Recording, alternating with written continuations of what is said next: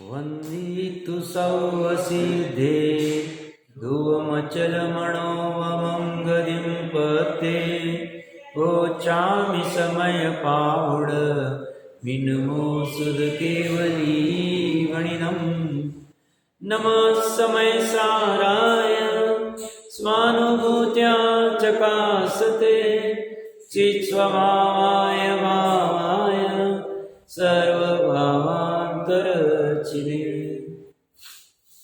समय साची ग्रंथादिराज के 298, 299 इन दोनों गाथाओं के ऊपर चर्चा चल रही है। गाथाएं सामान्य कथन तो वैसे कर रही है कि जैसे चेतने वाले आत्मा को ही अपनत्व रूप से ग्रहण करना, वैसे ही देखने वाले और जानने वाले आत्मा को ग्रहण करना है, क्योंकि देखना और जानना भी स्वभाव है, लक्षण है। चेतनपना जैसा लक्षण है ऐसा देखना जानना भी है। इसलिए वो षटकारक जो भेद वाले थे और अभेद वाले थे उसी में घटित करके उन्होंने दिखाया। अब प्रश्नकर्ता पूछता है कि जो चेतनपना है वह अपने देखने और जानने पने को क्यों नहीं छोड़ सकता है, क्या बाधा है? तो उसे जवाब में वो दे रहे हैं कि प्रत्येक वस्तु सामान्य और विशेषात्मक होती है। अब ये प्रत्येक वस्तु का सामान्यपना क्या है और विशेषपना क्या है, ये समझना महत्वपूर्ण है, क्योंकि हमें वस्तु का निर्णय करना है।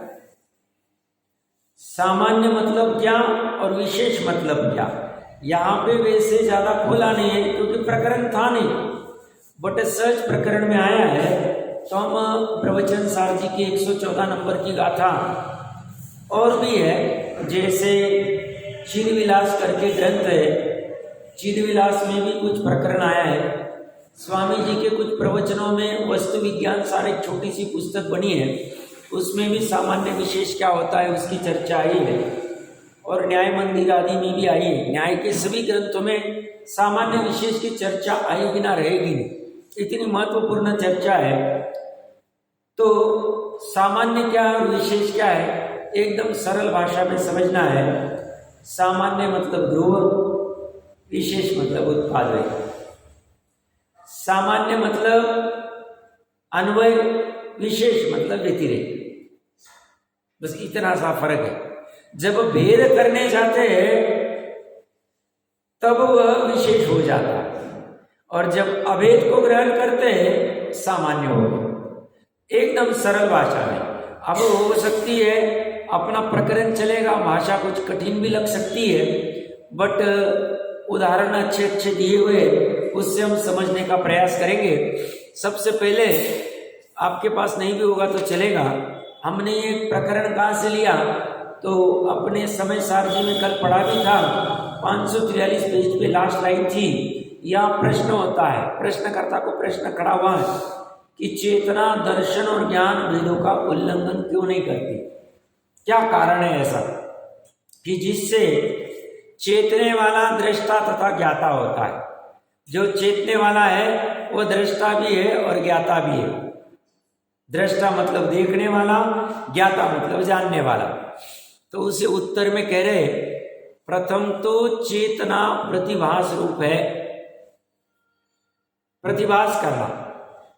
यह चेतना द्विरूपता का उल्लंघन नहीं करते, इसके दो रूप हैं। छद्मस्त अवस्था में एक साथ दोनों रूप नहीं होते, या तो दर्शन चेतना होगी मतलब दृष्टापना होगा, या तो ज्ञान चेता होगी मतलब ज्ञातापना होगा, दोनों में से एक होगा। बट केवल ज्ञान होने के बाद में दृष्टापना और ज्ञातापना एक साथ होता है, केवल ज्ञान और केवल दर्शन। तो बोलते यह चेतना द्विरूपता का उल्लंघन नहीं करती। क्यों नहीं करती? क्योंकि समस्त वस्तुएं सामान्य विशेषात्मक है। यहां से भी प्रकरण चलेगा कि समस्त वस्तुएं सामान्य मतलब मात्र जीवी सामान्य विशेष नहीं है। उद्गल, धर्म, अधर्म, आकाश, काल, बाकी के 5 द्रव्य भी सामान्य विशेषात्मक है। मात्र भविजीवी सामान्य विशेषात्मक नहीं, अभवी भी और दुरानुदुर्भवी भी सामान्य विशेषात्मक, क्योंकि प्रत्येक वस्तु, तीन लोक में जितनी वस्तु है सामान्य विशेषता, और यह सामान्य विशेषता एक साथ बनी रहती, ऐसा नहीं। बहुत से अन्य मत है, अब उस कॉम्प्लिकेशन में मैं लेके नहीं जाऊंगा, बट 2-3 मिनट में सामान्य समझाता हूं। न्याय के ग्रंथ तो पढ़ेंगे, शादवाद, मंजरी आदि या अनेक अनेक बाकी के ग्रंथ है, तो उसमें अन्य मत का खंडन मंडन किया है। तो अन्य मत अद्वैत वाले मात्र सामान्य को मानते, अद्वैत मतलब दो बना नहीं, मात्र सामान्य, विशेष है ही नहीं। और बौद्ध आदि मात्र विशेष को मानते हैं, क्षणिकता को मानते, सामान्य को नहीं मानते। और वैशेषिक आदि सामान्य और विशेष दोनों को मानते, बट बोलते दोनों अलग अलग वस्तु है। हम कहते हैं ऐसा नहीं, एक ही वस्तु में एक साथ सामान्य बना भी और विशेष बना भी। वो कैसे है, वो अभी चर्चा चलेगी तो घटित होकर देखेगा। इससे फायदा क्या होगा, हमें वस्तु का निर्णय करने में सहजता आएगी। वस्तु का निर्णय क्यों करना, वस्तु का निर्णय किए बिना वस्तु में, जिस वस्तु में अपनत्व करना है उसमें अपनत्व होगा नहीं, और जिस वस्तु को त्यागना है वो त्यागेगी नहीं। तो अपनी जिस ध्रुव वस्तु में अपनत्व करना है, एकत्व करना है, वो करने के लिए उसका निर्णय करना जरूरी कि वस्तु है कैसी। इसलिए सामान्य विशेष का ज्ञान करना बहुत जरूरी है। आपकी इसमें पेज नंबर देख लेना, प्रवचन सार जी का मेरे यहाँ पे 185 नंबर पेज है, 114 नंबर का था। पंडित जी को भी एक हाथ शास्त्र देना है तो दीजिए। ये प्रवचन सार जी ले लीजिए भैया, ये वाला सामने जो ग्रंथ पढ़ा है, नहीं वो नहीं, हाँ ये वाला। और इस पंडित जी को एक, हाँ एक दे देना।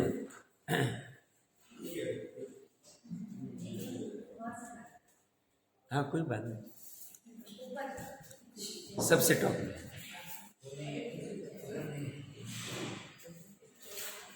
वो नहीं चाहिए, ये ले लीजिए।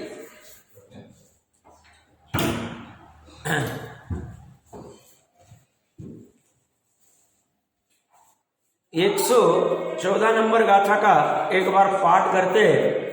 185 पेज आपका देख लेना।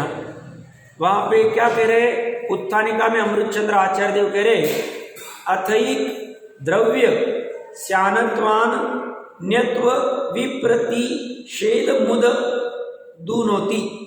अब एक ही द्रव्य के अन्यत्व और अनन्यत्व होने में जो विरोध है उसे दूर करते, अर्थात उसमें विरोध नहीं आता है। अन्यत्व मतलब और अनन्यत्व मतलब, अनन्यत्व मतलब अन प्लस अन्य। 114 नंबर का था।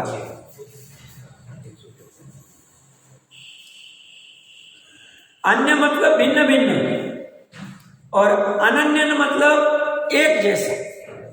तो एक ही साथ वस्तु एक जैसी भी है और भिन्न भिन्न भी, अन्य अन्य भी। तो अन्य अन्य पर्याय आदि की अपेक्षा से है, और अनन्य ध्रुवता की अपेक्षा से वैसी की वैसी बनी रही। ऐसी वस्तु क्यों है, वस्तु का स्वभाव है, उत्पाद भी स्वभाव है, अन्य अन्यपना भी स्वभाव है, और ध्रुवता भी स्वभाव है, अनन्यता भी स्वभाव है। ऐसी गजब की वस्तु में खासियत है। गाथा का पाठ करते, दौवठेन सौवधौवम तम पचयठेन पुनो अवधियान मनयेम तत्काले तम यत्तादो सर्वद्रव्यं तत्पर्यायार्थिकेन पुनः भवति चान्यदनन्यत काले तन्मयत्वा। अन्वयार्थ में क्या करे, द्रव्यार्थिकेन, द्रव्यार्थिक नय से सर्व सब द्रव्यम द्रव्य है, पुनश्च और पर्यार्थिकेन पर्यार्थिक नय से तत् वह द्रव्य अन्यतः अन्य अन्य है, तत्काले तन्मयत्वात् क्योंकि उस समय तन्मय होने से अनन्यतः द्रव्य पर्यायों से अनन्य है। अब क्या कह रहे हैं, देखिए सभी द्रव्य के बारे में कह रहे हैं। ऐसे तो कुंद कुंद देव के गाथा में सामान्य विशेष की चर्चा नहीं आ रही, बट अमृत चंद्र देव ने टीका लिखी तब सामान्य विशेष की चर्चा इसमें कर ली, तो वहां से खुलेगा। ये कह रहे हैं द्रव्यार्थिक नय से जब देखेंगे तो सब मात्र द्रव्य है, और पर्यार्थिक नय से देखेंगे तो वह द्रव्य नहीं, अन्य अन्य अन्य अन्य मतलब नारकी अन्य है, मनुष्य अन्य है, देव अन्य है, तीर्यन चले। एक ही जीव नारकी भी हो रहा है, मनुष्य भी हो रहा है, देव भी जा रहा है, आदि आदि। एक ही जीव मारीच भी है, पुरुरवा बील भी है, शेर भी है, त्रिलोक मंडन त्रिपृष्ठ नारायण भी है, और महावीर भी है, और सिद्ध भी। तो ये जो अलग अलगता है यह पर्यार्थिक नय से, और सभी में एक पना क्या है, सभी एक ही जीव। तो पर्यार्थिक नय से देखेंगे तो अलग अलग भाषित हो गए, द्रव्यार्थिक नय से देखेंगे एक जैसा भाषित होगा। आंख कौन सी खुली, द्रव्यार्थिक नय की आंख खुली है कि पर्यार्थिक नय की खुली, कि दोनों आंखें खुली? दोनों आंखें खुलेगी तो प्रमाण की वस्तु दिखेगी। एक आंख खोलोगे तो जो खोलोगे वो दिखेगा। हम एकांती नहीं, अन्यमति क्या करते हैं, या तो एक ही आंख रखते हैं, एक आंख मतलब मात्र द्रव्य से, मात्र द्रव्य पर्याय मानते ही नहीं अद्वैत वाले। कोई क्या करते हैं, मात्र पर्याय की आंख खुली रहती, मात्र मतलब क्षणिकता को मानते हैं, पर्याय को मानते हैं, ध्रुव को नहीं मानते। और कोई क्या कहते हैं, दोनों आंखें खुली तो रखते हैं बट ये आंख अलग है, ये आंख अलग है, ऐसा मानते हैं। हम कहते हैं ना द्रव्य है ना उत्पादव्य है, द्रव्य उत्पादव्य मतलब ध्रुव और उत्पादव्य एक साथ है, एक ही द्रव्य में, अलग अलग में नहीं। बट आपको सिर्फ दृष्टि करते आनी चाहिए। आगे के पेज पे जाएंगे, टीका में देखिए क्या कह रहे हैं। वास्तव में सभी वस्तु सामान्य विशेषात्मक होने से, यह अपने प्रकरण से भी जुड़ गया। वस्तु का स्वरूप देखने वालों के क्रमशः सामान्य और विशेष को जानने वाली दो आंखें, द्रव्यार्थिक और पर्यायर्थिक। सामान्य को देखने वाली आंख द्रव्यार्थिक आंख, विशेष को देखने वाली आंख पर्यायर्थिक आंख, भेद वाली अभेद वाली नहीं। इनमें से पर्यायर्थिक चक्षु को सर्वथा बंद करके, पर्यायर्थिक चक्षु का हम सर्वथा विरोध नहीं करते, सर्वथा खत्म नहीं करते। पर्यायर्थिक चक्षु है, हाँ है, पर्यायर्थिक चक्षु को गौण कर सकते हैं, बंद कर सकते हैं, हाँ कर सकते हैं। तो पर्यायर्थिक चक्षु को कैसा बंद करना, सर्वथा बंद कर देना, उसको फोड़ना नहीं। आंख को फोड़ दोगे तो गड़बड़ हो जाएगी, आंख को सर्वथा बंद करते आना चाहिए। तो पर्यायर्थिक चक्षु को सर्वथा बंद करके जब मात्र खुली हुई द्रव्यार्थिक चक्षु के द्वारा देखा जाता है, तब नारकत्व, तीर्यंचत्व, मनुष्यत्व, देवत्व और सिद्धत्व पर्याय स्वरूप विशेषों में रहने वाले एक जीव सामान्य को देखने वाले और विशेषों को न देखने वाले जीवों को वह सब जीव द्रव्य ऐसा भाषित होता है। अपने उदाहरण में, जैसे नरक में गया जो त्रिपुरुष नारायण, तीर्यंच में गया जो शेर का जीव, मनुष्य में महावीर का जीव ले लो, पुरुरवा का ले लो या मारीच का ले लो, चलेगा, इसमें से कोई भी ले लो। और देव में 16 स्वर्ग गए थे कि 12वें गए थे, 12वें, हाँ, और 16वें में नहीं, जो भी होगा 12वां या 16वां जो भी स्वर्ग गए होंगे, वहां से वो महावीर के जीव में आए थे। तो देवत्व पर्याय उनकी ले लो, और अभी सिद्ध पर्याय, ये पांचों पर्यायों को आप गौण कर दो। देखो ही मत महावीर की इन 5 पर्याय। अभी महावीर भगवान का निर्वाण कल्याण गा रहे हैं, तो वो कह रहे हैं आप इन 5 पर्याय को गौण कर दो, और द्रव्य दृष्टि से सब में मात्र जीव जीवपना, चेतन चेतनपना, देखने वाला जानने वाला देखो। ये हो गया सामान्य।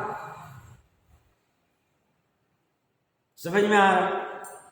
द्रव्यार्थिक चक्षु को खोलो, पर्याय से देखो ही मत, मात्र जीवपना देखो। जैसे कोई माँ बाप, उनको मान लो 4 लड़के या 5 लड़के या 5 गतियां है तो 5 लड़के मान लो, तो वो कौन सा बड़ा लड़का है, कौन सा छोटा है, कौन सा होशियार है, कौन सा विनयवान है, कौन सा क्या है, ऐसे कुछ भी भेद नहीं करते हैं, और सामान्यपने उनको 5 को पुत्र जानते हैं,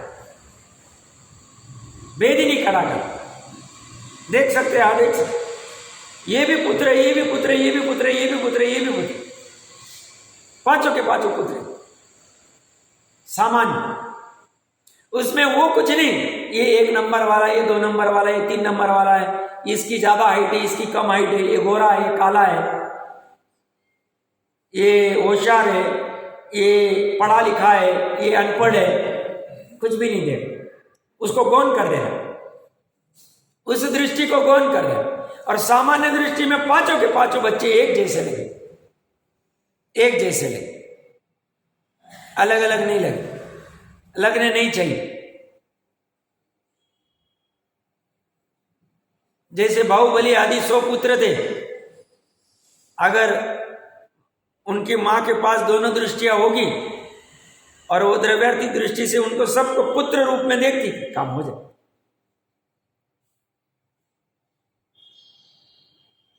सॉरी, भरत जी को 100 थे ना, ऐसा था, और बाहुबली जी अकेले थे ना।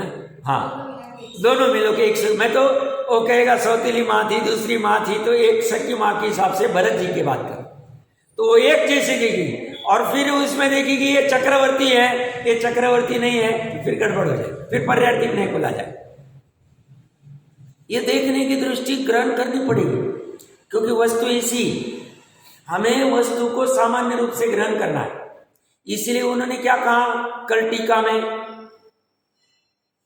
उन्होंने पहले चेतते हुए का जैसा घटित किया था, ऐसी देखने वाले के द्वारा आदि आदि षटकारक खड़े कर दिए। ये हो गई पर्यार्थी दृष्टि, भेद दृष्टि। और अभेद में इन सब का निगेशन करके एकमात्र सर्वशुद्ध ज्ञान, बस खत्म। काम तो उसी से होगा, कौन से? सामान्य दृष्टि से काम होगा। बट सामान्य दृष्टि में फोकस करने के पहले वो जीव को श्रद्धा आने के पहले वो निर्णय करना पड़े। निर्णय करने के लिए विशेष से निर्णय किया जाए, और विशेष मतलब भेद, मतलब पर्याय, अंश अंश से जाना जाए एक साथ। ऐसे अंश नहीं जहां पर्याय वही गुण है, वही द्रव्य, क्षेत्र एक ही। ऐसा नहीं कि पर्याय कई अलग जगह पे, द्रव्य कई अलग है, गुण कई अलग है। उन तीनों का एक ही प्रदेश। मान लो ये इतनी अपनी आत्मा है, ऐसे तो घन वाली है, इतनी अपनी आत्मा है मान लो, तो हर एक प्रदेश के ऊपर पर्याय भी है, द्रव्य भी है, गुण भी। ऐसा नहीं कि गुण का अलग प्रदेश है, द्रव्य का अलग प्रदेश है, पर्याय का अलग प्रदेश, ऐसा नहीं। बट समझते वक्त उसी प्रदेश के पर्याय के अंश से समझा जाएगा, द्रव्य के अंश से समझा जाएगा, गुण के अंश से समझा जाएगा। फिर एक बार निर्णय हो गया, फिर अभेद वस्तु को ग्रहण कर लिया जाए।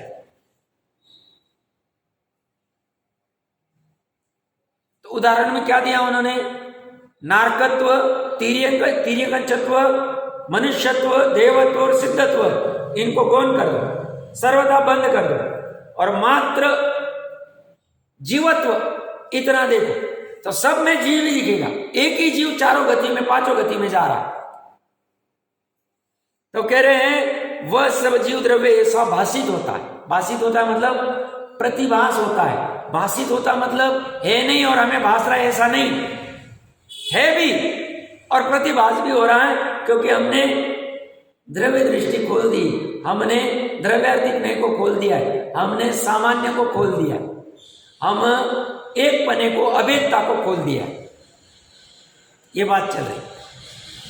आगे देखिए क्या करें। और जब द्रव्यार्थिक चक्षु को सर्वथा बंद करके मात्र खुली हुई पर्यार्थिक चक्षु के द्वारा देखा जाता है, तब जीव द्रव्य में रहने वाले नारकत्व, तिर्यंचत्व, मनुष्यत्व, देवत्व और सिद्धत्व पर्याय स्वरूप अनेक विशेषों को देखने वाले और सामान्य को न देखने वाले जीवों को वह जीव द्रव्य अन्य अन्य भाषित होता है, क्योंकि द्रव्य उन विशेषों के समय तन्मय होने से उन विशेषों से अनन्य, अनन्य मतलब एक ही, अन मतलब नहीं, अन्य मतलब भिन्न, भिन्न नहीं, वो पर्याय और तादात्म्य है कथनचित। जब पर्याय दृष्टि से देखे तो पूरी की पूरी वस्तु वैसी नजर आए, पूरा नारकी नजर आएगा, पूरा तिर्यंच नजर आएगा। ऐसा ही हो पर्याय से तन्मयता, ऐसा एक ही वस्तु में खड़ा कर रहे। तो इन्होंने क्या किया, इन्होंने द्रव्य दृष्टि को गौण कर दिया, बंद कर दिया, और भेद वाली दृष्टि को, पर्याय दृष्टि को खोल दिया। तो पर्याय दृष्टि में ये नारकी है, ये तिर्यंच है, ये फलाना है, ये ऐसा है, ऐसा है, वही जी, वही जी भाषित होगा। क्यों भाषित होगा? पर्याय द्रव्य से तन्मय है, अलग अलग नहीं, समवाय संबंध भी नहीं। पर्याय अलग थी, द्रव्य अलग था और जुड़ गए, गुण अलग थे, द्रव्य अलग था और जुड़ गए, ऐसा नहीं, ऐसा नहीं। महत्वपूर्ण प्रकरण है, समझना जरूरी, क्योंकि हमें सामान्य विशेषात्मक वस्तु का निर्णय करके, प्रमाण का निर्णय करके हमें सामान्य को ऊर्ध्व करना है और विशेष को गौण करके सामान्य की प्रतीति करनी है, सामान्य की श्रद्धा करनी है, सामान्य को जानना है, सामान्य की अनुभूति करनी। सामान्य मतलब सर्वविशुद्ध ज्ञान, या सामान्य मतलब ज्ञान।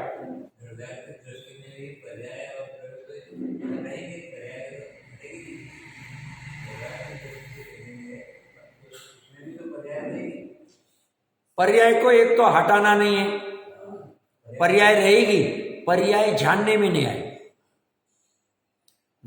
पर्याय को जानने लगे विकल्प खड़ा हो जाए, व्यग्रता आ जाए। पर्याय को कब तक जाना जाएगा? जब तक द्रव्यार्थिक दृष्टि पूर्ण खुल के पूरे वस्तु का अनुभव जब तक नहीं होता है, प्रतीति नहीं होती है, तब तक पर्याय से जानना चलेगा। इसी को तत्व विचार कहते, इसी को तत्व विचार कहें। ये कैसा, ये कैसा, ये कैसा, सामान्य जानेंगे कि ये जीव है। हाँ, हम सामान्य जानेंगे कि भाई ये जीव है। सामान्य जानेंगे, बट वह सानुभव प्रत्यक्ष जानेंगे। देखो, अच्छा प्रश्न है आपका। तभी भी जानेंगे तो मैं जीव, मैं अनादि निधन चैतन्य हूँ, ज्ञायक हूँ, परम पारणामिक भाव हूँ, ऐसा अनुभव में आएगा, वेदन में आएगा, बट वो एक्चुअल अनुभव में आएगा, एक्चुअल प्रतीति में आएगा। सामान्यता क्या, अज्ञान अवस्था में क्या होता है, सामान्य विशेष वस्तु का बराबर निर्णय नहीं। हमें अच्छा लगता है मैं शुद्ध आत्मा हूँ, मैं सिद्ध समान हूँ, मैं गायक हूँ। अब ये द्रव्य दृष्टि का ले लिया, पर्याय दृष्टि समझी नहीं, पर्याय में क्या गड़बड़ चल रही समझी नहीं, बाहर में सब प्रमाद चल रहा है। और उससे ऐसा लगता है जब मैं उसके बारे में विचार करता हूँ, विकल्प करता हूँ, मैं ज्ञाता दृष्टा हूँ, मैं जानने देखने वाला हूँ, मैं तो मात्र चैतन्य हूँ, मैं तो शुद्ध हूँ, उसे लगता है ऐसा रटे तो मुझे प्रतीति हो गई, तो मुझे अनुभव हो गया। अनुभव होगा ज्ञान की पर्याय में, अनुभव होगा श्रद्धा की पर्याय में।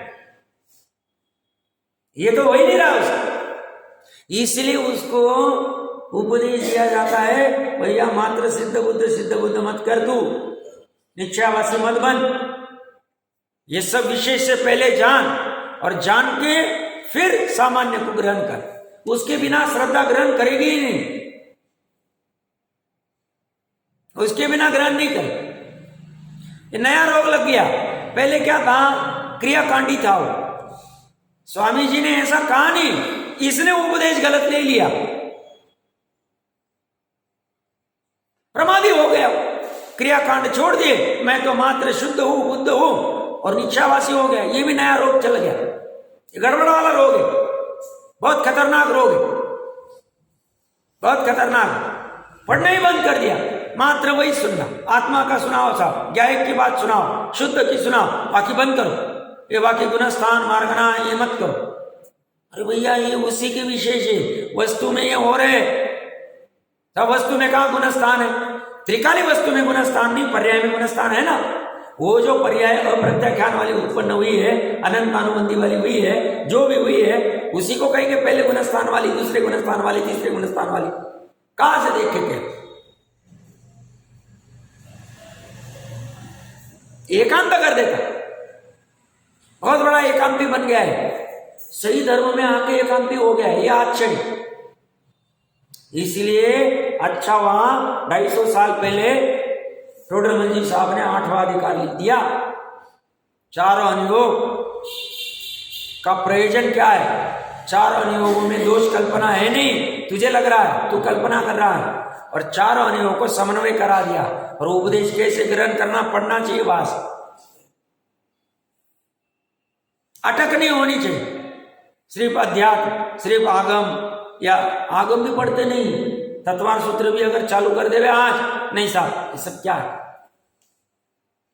एकदम बेकार काम, एकदम बेकार काम, खतरनाक। अज्ञान पनपता है, मनुष्य वो खत्म हो जाए। ऐसा सुनने से मैं सिद्ध हूं, शुद्ध हूं, बुद्ध हूं, ऐसा विचार करने से थोड़ी सिद्ध बुद्ध होने, पकड़ में नहीं आ रहा। विकल्प से निर्विकल्प कैसे होना समझेगा ही नहीं।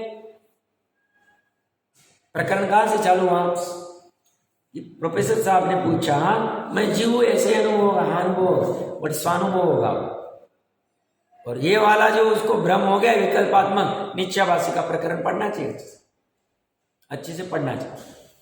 तो ये बहुत जरूरी, सामान्य विशेष दोनों को जानना। ग्रहण तो करेंगे सामान्य को ही, बट विशेष को जानने पूर्वक ही करेंगे। तो ये कह रहे हैं वह जीव अन्य अन्य भाषित होता है, क्योंकि द्रव्य उन विशेषों के समय तन्मय होने से उन विशेषों से अनन्य है। उस समय ऐसा ही, आगे उदाहरण अच्छा दे रहे, कंडे, घास, पत्ते और काष्ठमय अग्नि की भांति। कहने को कि एक काष्ठ की अग्नि, पत्तों की अग्नि है, घास की अग्नि, सामान्य से अग्नि तो अग्नि, पर या डाला क्या ईंधन रूप, उस अनुसार चले तो वो अग्नि उसमें तन्मय हो गई, घास में तन्मय हो गई, कंडे में तन्मय हो गई है, आदि आदि में। जैसे घास, लकड़ी इत्यादि की अग्नि उस समय घास में, लकड़ी में इत्यादि होने से घास, लकड़ी इत्यादि से अनन्य एक ही। उसी प्रकार द्रव्य उन पर्याय रूप विशेषों के समय तन्मय होने से उनसे अनन्य है, पृथक नहीं है, एक ही। तो अपनी जो भी मोह राग द्वेष की पर्याय हो रही ना, अपने से तन्मय, उसको जब कहा जाता है तू मोह राग द्वेष वाला नहीं, तू तो उससे भिन्न है, ये स्वभाव की तरफ देख के कहा जा रहा है, सामान्य की अपेक्षा से कहा जा रहा है। पर अभी वर्तमान में वो उत्पन्न हो रही है और वह त्रिकाली स्वभाव नहीं है, उसका नाश हो सकता है, उसका उपाय भी करना पड़ेगा। उसका उपाय सरल, पर से भिन्न स्वद्रव्य का हम कर, उसमें चला जाए। वो करने के लिए सामान्य का अधिकार निर्णय करना पड़ेगा। तो नहीं तो कोई तो क्या करता है, सर्वथा शुद्ध मान लेता है, सर्वथा सिद्ध मान लेता है। तो ऐसा है नहीं। तो वो कह रहे देखिए, और जब उन द्रव्यार्थिक और पर्यार्थिक दोनों आंखों को एक ही साथ खोलकर उनके द्वारा और इनके द्रव्यार्थिक तथा पर्यार्थिक चक्षुओं के द्वारा देखा जाता है, तब नारकत्व, तिर्यंचत्व, मनुष्यत्व, देवत्व और सिद्धत्व पर्याय में रहने वाला जीव सामान्य तथा जीव सामान्य में रहने वाले नारकत्व, तिर्यंचत्व, मनुष्यत्व, देवत्व, सिद्ध पर्याय स्वरूप विशेष तुल्य काल में ही एक ही साथ दिखाई दे। स्यादबाद मंजीरी आदि में प्रश्नकर्ता ने भी प्रश्न पढ़ा है कि साहब एक साथ सामान्य और विशेष तो केवल ही देख सकते, हम नहीं। वह खंडन किया, परोक्ष ज्ञानी भी देख सकते, और वह अच्छे उदाहरण भी दिए।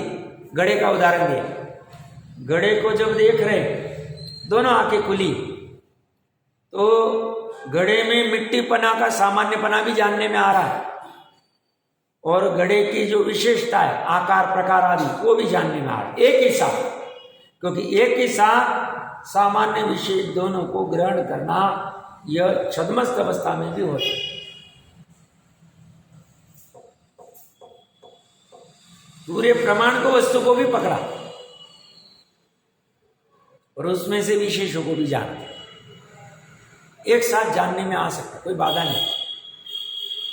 वहां से प्रकरण कॉम्प्लिकेटेड इसलिए मैं लूंगा नहीं, बट किसी को बहुत ही जिज्ञासा होगी तो मैं रेफरेंस दे दूंगा। मेरे पास शास्त्र भी पढ़ा है, पढ़ सकते हैं। मुझे जितना सरल लग रहा है वही ले रहा हूं, क्योंकि यहाँ बहुत सरल उदाहरण है, समझ में आ सकता। पुरुरवा भील आदि समझ में आ सकता, और भी 2-3 प्रकरण है, बट मैं बोला पहले एक बार ये शांति से समझना जरूरी। तो हमारी जैनत्व की खासियत क्या है? 363 मत से हमारी भिन्नता क्या है? जैनी सामान्य विशेष पूरे वस्तु को ग्रहण करता है। जैनी उत्पाद्वय द्रव्य युक्तम पूरे वस्तु को ग्रहण करता है। जैनी मात्र उत्पाद वाला, मात्र व्यय वाला, मात्र ध्रुव वाला वस्तु मानता नहीं। जैनी एक साथ पूरा मानता है।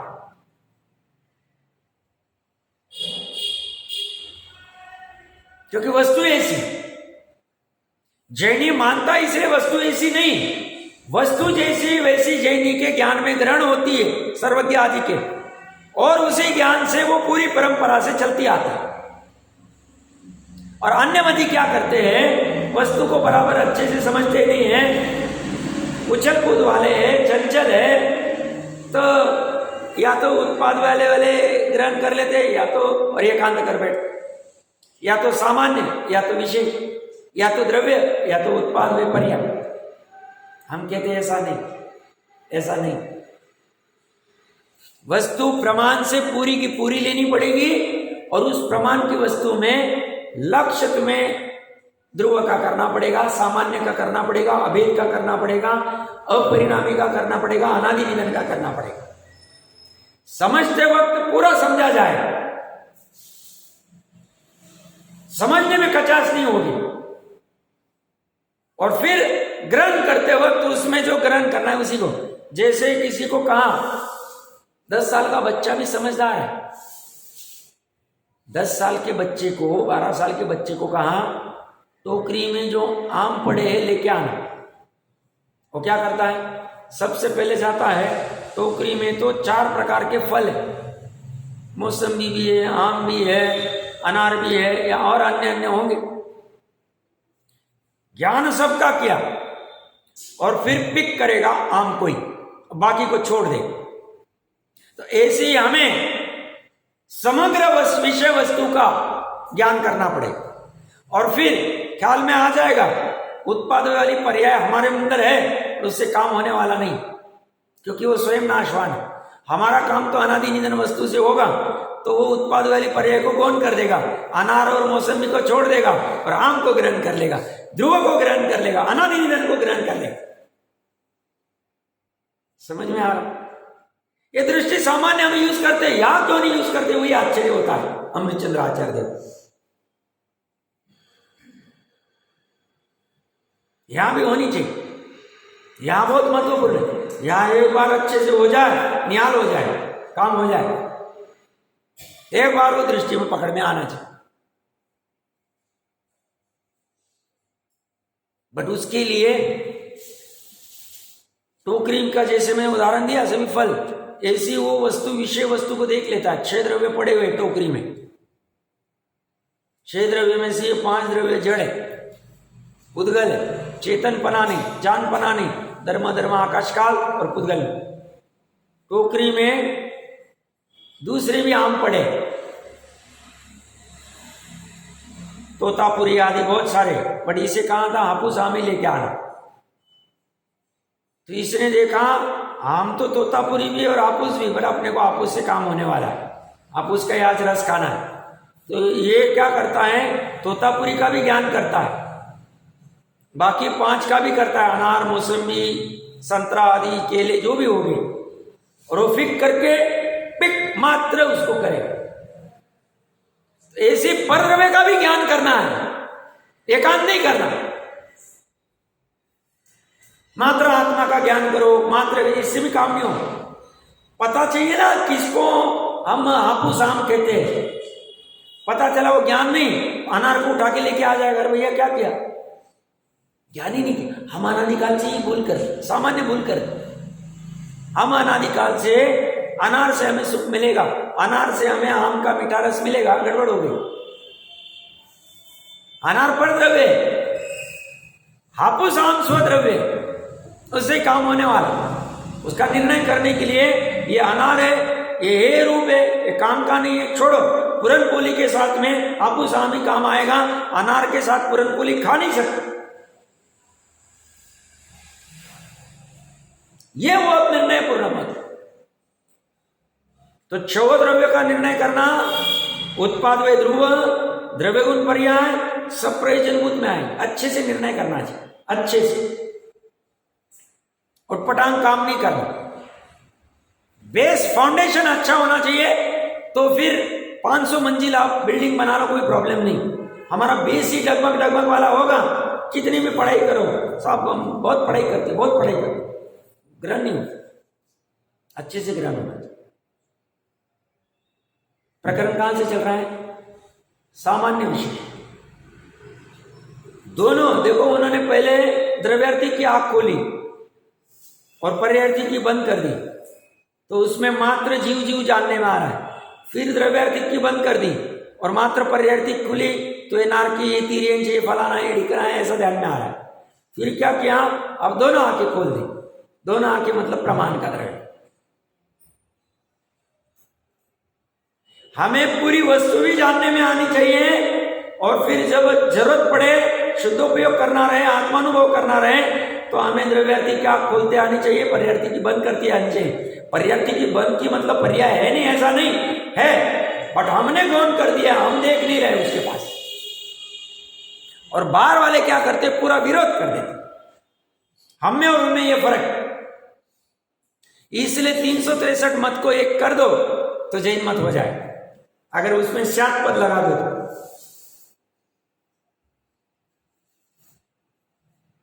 तो कह रहे हैं ये एक ही साथ दिखाई देते और परोक्ष ज्ञानी को भी दिखाई दे सकते हैं। वह एक आंख से देखा जाना एक देश अवलोकन है, और दोनों आंखों से देखना सर्वावलोकन, संपूर्ण अवलोकन है। इसलिए सर्वावलोकन में द्रव्य के अन्यत्व और अनन्यत्व को, विरोध को प्राप्त नहीं होते। जब दोनों आंखें खुली है तब एक ही साथ अन्य भी है, अनन्य भी है, दोनों दिखते हैं। भावार्थ, प्रत्येक द्रव्य सामान्य विशेषात्मक है, इसलिए प्रत्येक द्रव्य वह का वही भी रहता है और बदलता भी है। वही का वही मतलब बचपन में जो था वही कुमार अवस्था में था, वही तरुण में है, वही अभी है, वही बूढ़े अवस्था में रहे। और बदल क्या रहा है, बचपन का अलग था, कुमार अवस्था अलग थी, तरुण अवस्था अलग थी, प्रौढ़ अवस्था अलग है, वृद्ध अवस्था अलग होगी, दोनों एक साथ चले। द्रव्य का स्वरूप ही ऐसा उभयात्मक है, इसलिए स्वरूप ही ऐसा है, और स्वरूप में, वस्तु स्वरूप में कोई क्वेश्चन नहीं खड़ा हो। ऐसा क्यों है, वस्तु ही नमक क्यों खा रहा है, शक्कर क्यों मीठी, प्रश्न आता है, वस्तु ही इसको निर्णय कर लेना। इसीलिए द्रव्य के अनन्यत्व में और अन्यत्व में विरोध नहीं है। जैसे मरीचि और भगवान महावीर का जीव सामान्य की अपेक्षा से अनन्यत्व और जीव के विशेषों की अपेक्षा से अन्यत्व होने में किसी प्रकार का विरोध, ये अन्यत्व है तभी तो मारीच की पूजा नहीं की जाएगी। मारीच को देवलोक से वस्त्र आभूषण आते नहीं थे, महावीर को आएंगे। मारीच जब गर्भ में आया तब उसका कल्याणक नहीं मनाया गया, जन्म कल्याणक भी नहीं, गर्भ कल्याणक भी नहीं। मारीच ने जब 4000 के साथ दीक्षा ली तब उसके नहीं बनाया, उसका तप कल्याणक कहां बना? क्यों? स्वधर्म कह रहे उसके पर्याय में वो है ही नहीं, वो तीर्थंकर तो ही नहीं पर्याय में, पर तीर्थंकर तो पर्याय, तो वो पर्याय अपेक्षा से देख रहा है। वहां से वस्त्र आभूषण नहीं आएंगे, भोजन नहीं आएगा, कुछ नहीं आएगा। मारीच को डांटा जाएगा। उल्टे वही देव जो महावीर के भों में उसकी हाजी हाजी करने वाले हैं, वही देव उसको डांट रहे, भैया क्या कर रहा है? वही मतलब अब तो एक कोड़ा कोड़ी सागरोपम थोड़ी उनका रहेगा, मैं स्थूल कथन कह रहा हूं। वही देव आ रहे, तुम ये वेश को धारण करके फल कुत्ते मत खाओ। 4000 में तो वो भी था, उसे डांट रहे और उसी की महिमा कर रहे। देखो कैसी गजब अवस्था। क्यों? वहां पर्याय को देखा जाए, वहां पर्याय को देखा जाए। वहां द्रव्य तो अनुभव में काम में आए, स्व अनुभव में। बाकी मुनिराज का पर्याय को देख के निर्णय होता। 28 मूलगुण गड़बड़ वाले नहीं करेंगे हम काम, 28 मूलगुण प्रॉपर है, काम हो जाए। कहां से चलता है? पर्याय से देख के चलता है। वहां कोई साहब मेरे पर्याय को मत देखो, मैं तो सिद्ध समान आत्मा हूं। भाई जी, सिद्ध समान आत्मा आपके काम का है। आपके 28 मूलगुण से विरोधी कार्य चलेगा, हम डूबेंगे, तुम तो डूबोगे। वहां नहीं चलेगा, वहां पर्याय को ही देखेंगे, क्योंकि पर्याय में अभी गड़बड़ है तो पूरे समग्र द्रव्य में गड़बड़ है। और वो द्रव्य और नरक निगोच जाने वाला है, हमें भी लेके जाएगा। हम नहीं, हम दूर रहें। हाँ, 28 मूलगुण प्रॉपर है, जैसा आगम में आया है वो पर्याय को देख के फिर द्रव्यलिंगी भी रात को भी देखेंगे, क्योंकि द्रव्यलिंगी की प्ररूपणा सही हो रही, 28 मूलगुण सही हो रहे हैं। अंदर वो सूक्ष्मता में संज्वलन है क्या, अनंतानुमति, हमें क्या करना? हम नहीं देख सकते, हमारी कैपेसिटी नहीं। समझ में आ रहा है? वो कह रहे हैं जीव सामान्य की अपेक्षा से महावीर और मारीच एक ही है, और जीव के विशेषों की अपेक्षा से, पर्याय की अपेक्षा से दोनों अलग है। द्रव्यार्थिक नैरूपी एक चक्षु से देखने पर द्रव्य सामान्य ही ज्ञात होता है, इसलिए द्रव्य अनन्य अर्थात वह का वही भाषित होता है। अन मतलब नहीं, अन्य नहीं मतलब एक जैसा ही।